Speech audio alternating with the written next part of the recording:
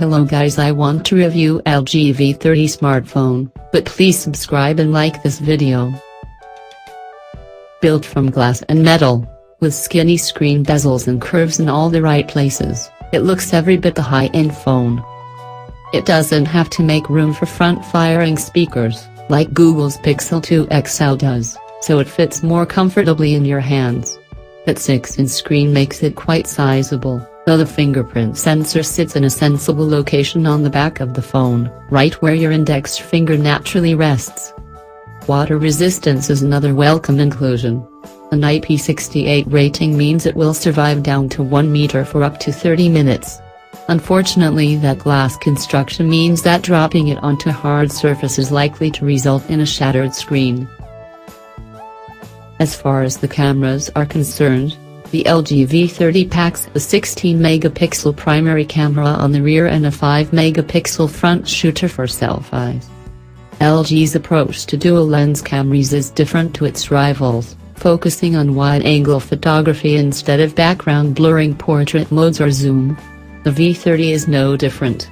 The main camera uses a 16MP sensor, with an extra-wide f/1.6 aperture. This is paired with a 13MP secondary sensor with an f/1.8 aperture and wide-angled 120 degrees field of view. However, it lacks the optical image stabilization of the main sensor and doesn't cope as well in low-light situations.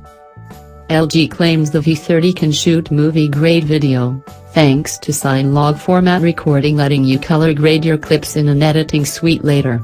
However, enabling this mode restricts your footage to 1080p shooting at 30 fps.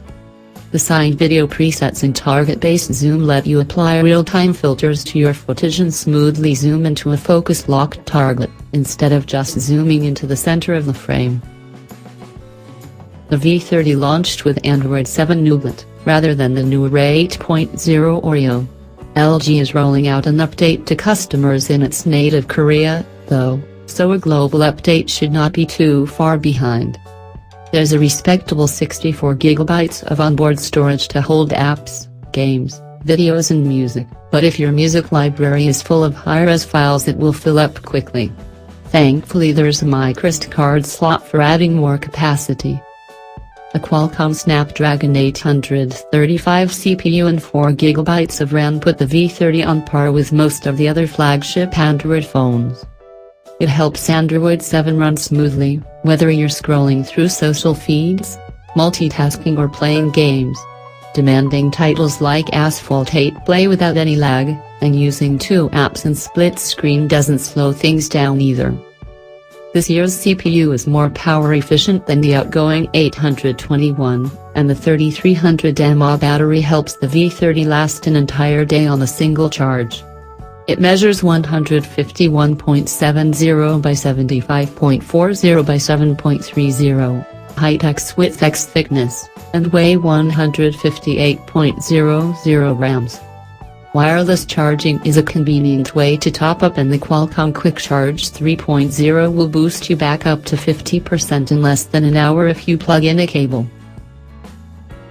While LG's big screen OLED panels are the envy, and indeed the default choice, of the television industry, it has mainly used LCD panels in its phones.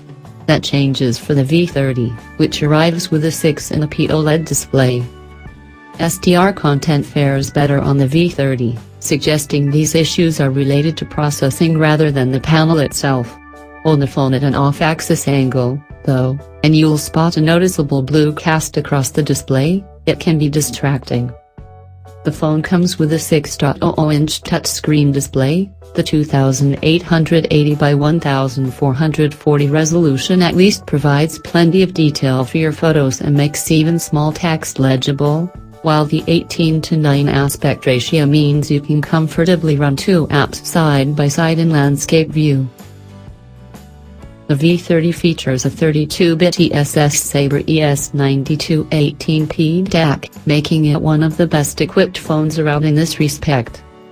With support for 24-bit high-res files and, a first for a phone, MQA, this is a huge step up from the DAC used by most of its Snapdragon-powered rivals.